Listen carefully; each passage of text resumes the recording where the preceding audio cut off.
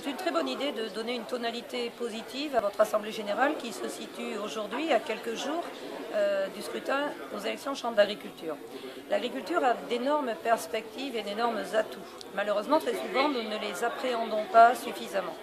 Par contre, ces perspectives en termes de débouchés sur les différentes productions animales ou végétales, il est évident que nous ne pourrons les saisir que collectivement, de façon plus organisée et plus partenariale.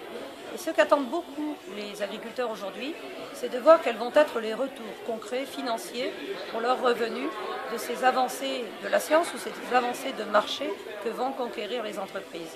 Donc bravo pour les 3 domaines énoncés, le lait, la betterave et les glucides en général, où il y a de belles perspectives.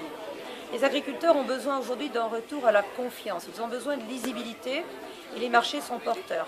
Lors des élections aux chambres d'agriculture, c'est l'occasion aussi de dire oui, nous croyons en l'agriculture et nous confions la mission de représentation au syndicalisme responsable, au syndicalisme de proposition qu'est la FNSEA et les jeunes agriculteurs.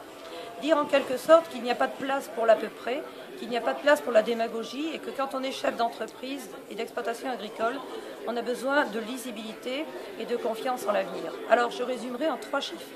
1, 6, 10. Un mois de campagne, c'est vif, mais ça permet des échanges intéressants sur le terrain. 6 ans, c'est le temps que nous aurons pour dérouler le projet que nous proposons aux agriculteurs. Et 10, c'est le nombre de jours que nous avons pour voter. 10, c'est peu, c'est jusqu'au 31 janvier. Au-delà, il sera trop tard. Alors n'oubliez pas, votez, faites voter et votez bien. J'ai confiance dans le scrutin dans votre département.